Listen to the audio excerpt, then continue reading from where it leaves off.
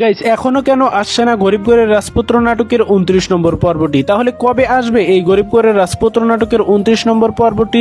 তাহলে কি গাইস আমরা শেষ পর্যন্ত দেখতে পারবো অনিক এবং মেঘলা মিলে আবারও তারা এক হবে, আগের মতো তারা একে অপরকে ভালোবাসবে?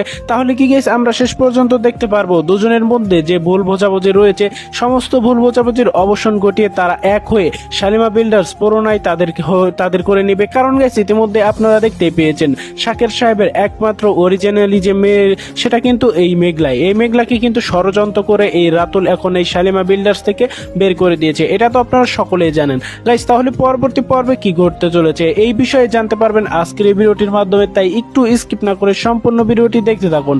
আর গাইস চ্যানেলটি যদি এখনো সাবস্ক্রাইব করে না থাকেন, অবশ্যই গরিব ঘরের রাজপুত্র নাটকটি যদি ভালোবেসে থাকেন আপনি, তাহলে অবশ্যই কিন্তু আমাদের এই চ্যানেলটি সাবস্ক্রাইব করতে ভুলবেন না। তো গাইস আমরা তো ইতিমধ্যে দেখতে পেয়েছি যখন এই অনেক আমরা দেখতে পেয়েছি অনেক শালিমা বিল্ডার্সে যাচ্ছিল মেঘলার কাছে যাচ্ছিল মূলত অনেকের যে শ্বশুরের কোম্পানি তাকে কাজ দেবে বলেছে, অর্থাৎ শালিমা বিল্ডার্স থেকে কাজ দেবে রাতুলকে, যে রাতুলের প্রজেক্ট যে বাতিল করা হয়েছিল সেই প্রজেক্ট এমনকি সমস্ত প্রজেক্টটি কিন্তু এখন এই অনিককে দেওয়ার কথা ছিল। এমনকি এরকম কথাই কিন্তু আমরা দেখতে পেয়েছিলাম গাইজ, বলেছিল এই মেঘলা, এরকম প্রতিশ্রুতি দিয়েছিল। কিন্তু অনেক অফিসে গিয়ে অর্থাৎ শালিমা বিল্ডার্সের অফিসে গিয়ে কিন্তু পুরোই অবাক হয়ে যায়, ভিন্ন একটি মেয়েকে এই মেঘলার চেয়ারে বসতে দেখা যায়। তখনই কিন্তু আমরা গাইজ দেখতে পেয়েছি অনেক কিন্তু চিল্লাপাল্লা করে বলে যে আপনার এত বড় সাহস কি করে হলো, মেঘলার চেয়ারে আপনি কেন বসেছেন? তো এই সমস্ত কথা কিন্তু গাইজ আমরা দেখতে পেয়েছি। কিন্তু শেষ পর্যন্ত আরো বড় চমকে গিয়েছিল এই অনেক গাইজ, যখন আমরা দেখতে পেয়েছি শুনতে পাই যে এই মেঘলা আসলে একজন প্রতারক, হচ্ছে এই সমস্ত প্রতারণা করে এই মেঘলা এই শালিমা বিল্ডার যে এসেছিল, তখন কিন্তু আমরা গাইজ দেখতে পেয়েছি অনেক কিন্তু অবাক হয়ে যায়। কিন্তু অনেক মেঘলাকে ভুল বুঝলেও অনেক কিন্তু এটা কখনো ভাবেনি যে অনেক কিন্তু এটা কখনো মনে করেনি যে মেঘলা লোভে পড়ে এখানে এসেছে। অর্থাৎ আমরা গাইস আরো উল্টো দেখতে পেয়েছি এই অনেক কিন্তু মেঘলাকে বলে এসেছে তুমি কেন হার মেনে এসেছো, তুমি একমাত্র শাকের সাহেবের মেয়ে, তুমি অরিজিনালি সেই শালিমা বিল্ডার্স এর একমাত্র মালিক। আমরা কিন্তু এরকমটাই দেখতে পেয়েছি।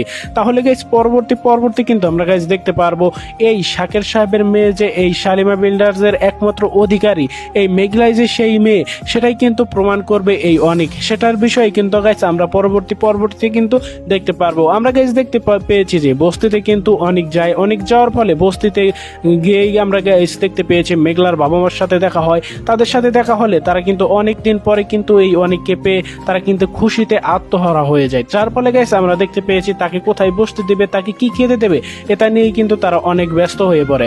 শেষ পর্যন্ত গাইস আমরা দেখতে পেয়েছি মেঘলা কিন্তু রাতুলকে অনেক রিকোয়েস্ট করে বলেছে যে তুমি অন্তত আজকের ডিনারটা আমাদের বাসায় করো।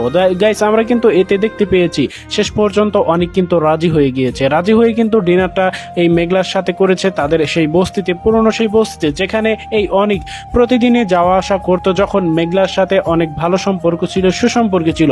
গাইস আমরা তো দেখতে পেয়েছি দুজনের মধ্যে ভুল বোঝাবুঝির কারণেই তাদের মধ্যে এত দূরত্ব বেড়েছে, এত প্রতিহিংসা বেড়েছে।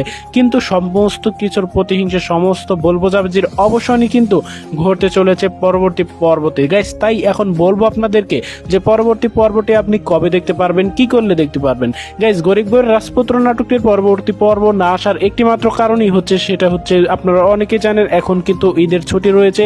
এই ঈদের ছুটির কারণেই মূলত প্র্যাঙ্কিং এর সমস্ত টিমের কিন্তু কাজ কিন্তু বন্ধ।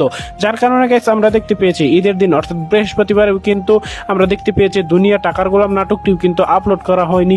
সেই বরাবরের মতো কিন্তু আজকে যেহেতু শনিবার, আজকেও কিন্তু গরিব ঘরের রাজপুত্র নাটকের 29 নম্বর পর্বটি আপলোড করা হয়নি। তাহলে কবে আপলোড করা হবে? গাইস পরবর্তী পর্বটি আসতে চলেছে আগামী মঙ্গলবার দিন ঠিক দুপুর 12টার সময় কারহিম ইউটিউব চ্যানেলে। সো এই ছিল আজকের ভিডিও। সকলে ভালো থাকবেন, সুস্থ থাকবেন, দেখা হবে খুব শীঘ্রই নতুন কোনো ভিডিওতে। আসসালামু আলাইকুম।